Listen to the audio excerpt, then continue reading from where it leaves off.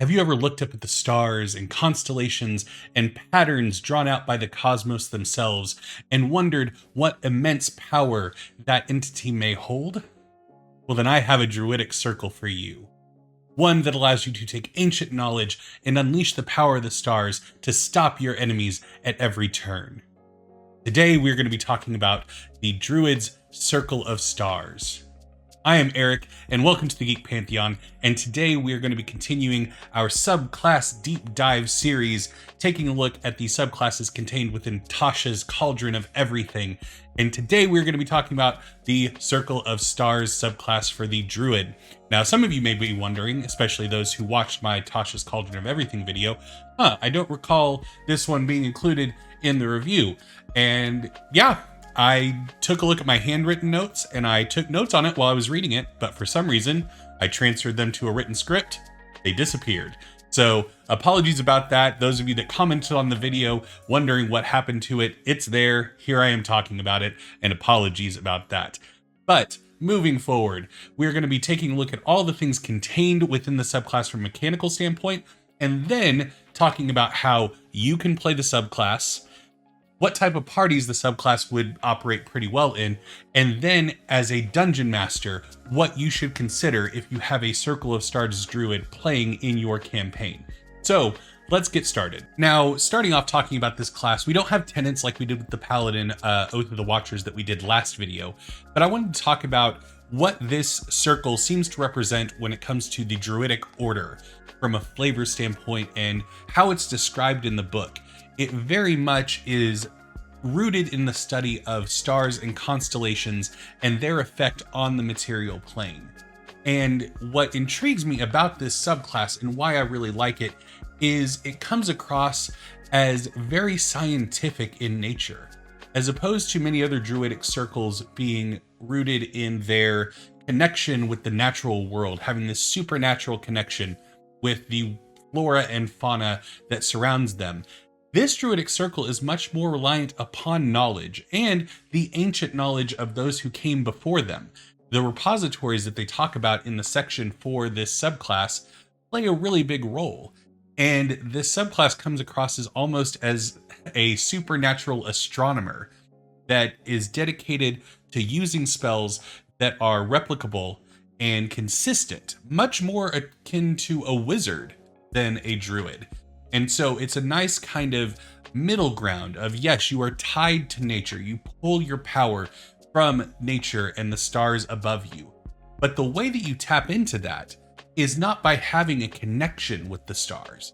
It's about knowing how the stars operate and when is the opportune moment to cast this spell versus this spell, and which one is going to have the maximum efficiency based on where the stars currently are. I really like that, and I think it's a unique take on the Druid that I hope that maybe we can see more of. So when we take this circle at second level as a Druid, we get a star map. This is our spellcasting focus. It is a map that shows constellations and connections between the stars. It can take a variety of forms that are shown in Tasha's Cauldron of Everything. It's on a rollable table if you are an agent of chaos like myself. And what you can do in addition to using it as a spellcasting focus is it gives you access to the guidance cantrip, and you get Guiding Bolt as a prepared spell. And you can cast Guiding Bolt without using a spell slot up to the number of times equal to your proficiency bonus. So you get a few times of casting Guiding Bolt, drawing power from the stars and throwing it at an enemy equal to your proficiency bonus, so you'll get to do it more and more over time. Now, one thing it does talk about is if you lose your star map, you can perform a 1-hour ceremony to basically create a new one, and the previous one is destroyed. Unless it isn't. I'll get to that when I get to the DM section. Also at second level, you gain access to Starry form. You can use your wild shape ability as a bonus action to literally glow with the stars, the night sky appearing all over your body, your joints glowing, and you casting bright light out to 10 feet and dim light out to 10 feet further beyond that. But that's not all. You get 3 choices when you assume your Starry form of how it looks. what starry form do you take on? First is the Archer. Assuming the form of the Archer in the night sky gives you the ability to launch a luminous arrow to an enemy within 60 feet of you, and on a hit, you deal 1d8 plus your wisdom modifier damage. So yeah, I mean, and I would very much, if I were playing this, flavor it as literally the stars forming a bow in my hand and drawing back and launching arrows, being that Archer, but the bow and arrow being made of starlight and magically appearing in my hands. In fact, when you take on your starry form, in my head anyway, it is literally the points of the constellation appear around you and on your body. So if you assume the form of the Archer, I automatically go to Orion, our own constellation of an Archer, and seeing that form over your body as you extend out, seeing the bow appear from stars as well. I think it's really great. And next up is Chalice. Now this one allows you to build up your healing a bit if that's the type of druid that you're playing. Whenever you use a spell slot to allow another character to regain hit points, yourself or another character within 30 feet can regain 1d8 plus your wisdom modifier hit points as well. Pretty simple, but very effective, especially at second level. Having a 1d8 plus wisdom to use, that's something. And lastly, the Dragon Starry form. This one scares me a little bit, I'm not gonna lie, because the first part of the property is when you make an intelligence or wisdom check, that part is fine, or a concentration check to maintain concentration on a spell, you can take 10. Just take 10. At second level, that is not something to turn your nose up at.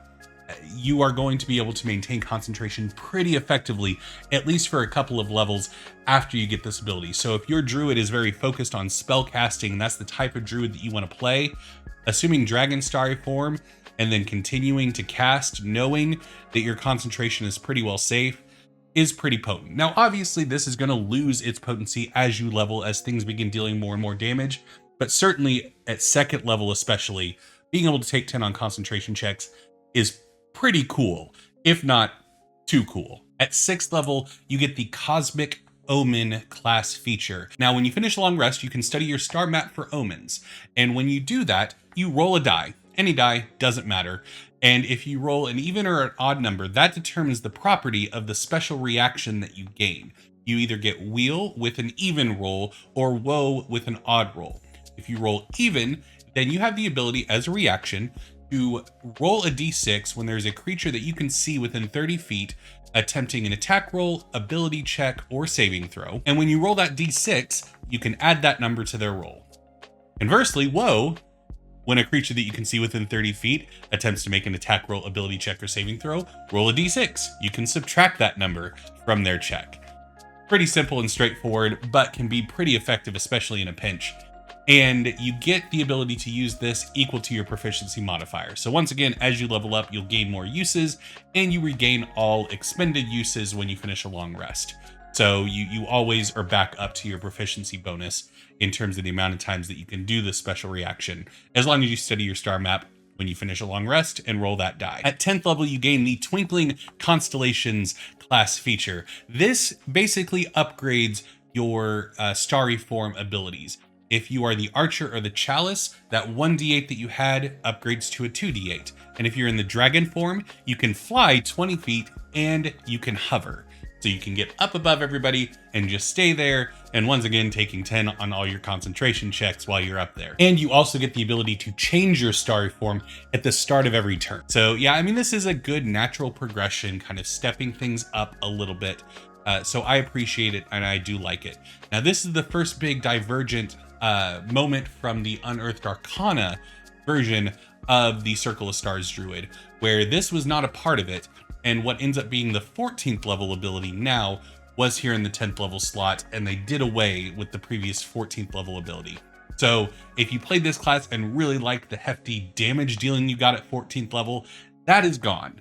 They took that out, they switched it to where it's more of a natural progression upgrade of the starry forms here at 10th level, and then you get the class feature that I'm about to talk about, which is Full of Stars, which means when you take your starry form, you become partially incorporeal, gaining resistance to bludgeoning, slashing, and piercing damage, making you that much harder to hit and break concentration on.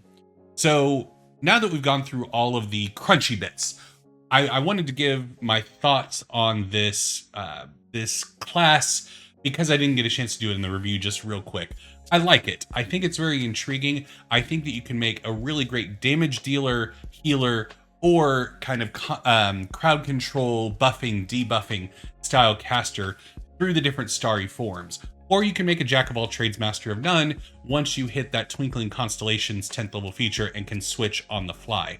So I do like the class. I think there's a lot of utility, and I think the flavor of it is very evocative. I would very much encourage players to think about the flavor, think about the source of their power and what it means and where it comes from and things like that. Real quick before we continue, if you would like to talk to me in real time about D&D or the Circle of Stars Druid or anything else, come over to twitch.tv/thegeekpantheon. I stream every Tuesday and Sunday over there, and I would love to have you starting at 8 p.m. Central. We also have a Twitter and Instagram at The Geek Pantheon. And if you want to know what I get up to when I'm not talking about Dungeons & Dragons, my wife and I have a vlog channel, Miley and Eric, linked down in the description below, if you want to see what I talk about and think when I'm not sitting in this chair talking to you about Dungeons & Dragons. Okay, so let's talk about playing a Circle of Stars Druid and what things you can do to really elevate the class and make it more than just numbers and features on a character sheet.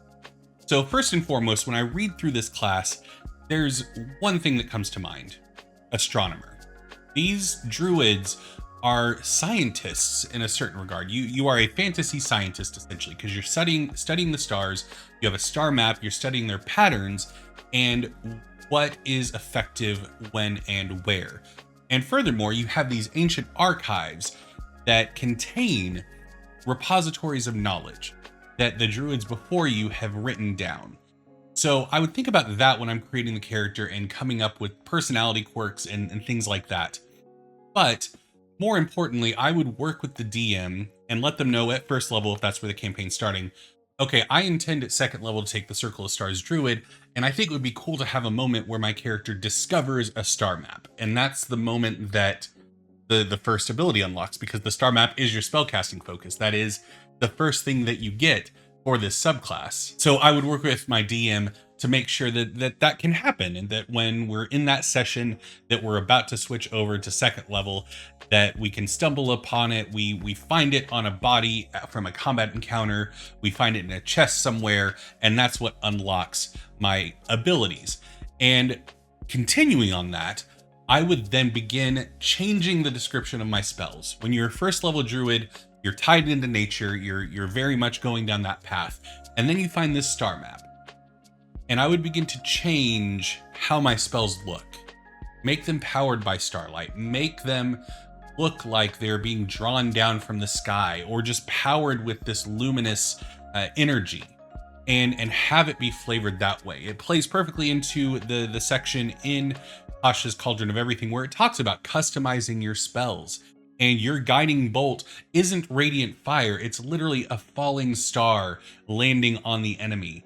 And if you're casting Healing Word, you see this luminous energy flow out of you and like go into the target's body, healing them, restoring them through starlight. I think that's a great way to really distinguish yourself from other druids, because you are drawing from this cosmic light. And I think that's really cool. Now, what type of parties do I think that this class can fit in well? Unlike the Oath of the Watchers that we talked about in the last episode, I really find this one to be able to much more fit in a traditional adventuring party. And the reason for that is because when I was writing out the list, I started off with like artifact hunters / treasure seekers, because you're going to be going into ancient places looking for artifacts and things like that, and you are likely to stumble upon repositories of knowledge. So that makes total sense. And then I thought about it further and was like, well, also, if you're like protecting artifacts and trying to preserve this ancient knowledge, that also perfectly plays into it. And I think it can slot in really well into any kind of high fantasy, must save the world type campaign, or anything that deals with ancient runes and dungeons and things like that. I don't think it fits well in like an urban campaign or low magic, obviously. I think that this is a bit too ethereal and requires adventuring and going and seeking out these ancient places. And I don't know if it would fit really well in a more grounded, smaller campaign. I think this is one of those classes that really shines in a Lord of the Rings style, we must traverse the whole countryside in order to save the world type of game. And how, as a dungeon master, should you / can you prep your campaign, prep your sessions to accommodate a player playing one of these classes so they get a chance to really inject their wants and needs into the story? Firstly, plan repository. Plan for these places of ancient knowledge that they can find and be in awe of, but not all the time. Make them special. Otherwise, everybody would have star maps, everybody would know this. I would pace it, personally, for when they're unlocking class features. So then you can tie the narrative into them growing into power. When they unlock the Twinkling Constellations ability at 10th level, it's because they just stumbled upon this ancient stone circle and found these carvings and was like, of course that's how it works. Of course that's how you can switch between constellations on the fly. Of course that's how you can do this and this. And so I would do that. I would plan my repositories around sessions where I know the party is about to level for those big milestones. So you have a narrative justification for this druid growing in power. Another really great way is to have the knowledge of the stars and constellations play into your villain's plans, play into the story, whether it's they're trying to unlock the power of an ancient star and they know that it contains great power, and so they're seeking this knowledge too, and it becomes a race to find that knowledge.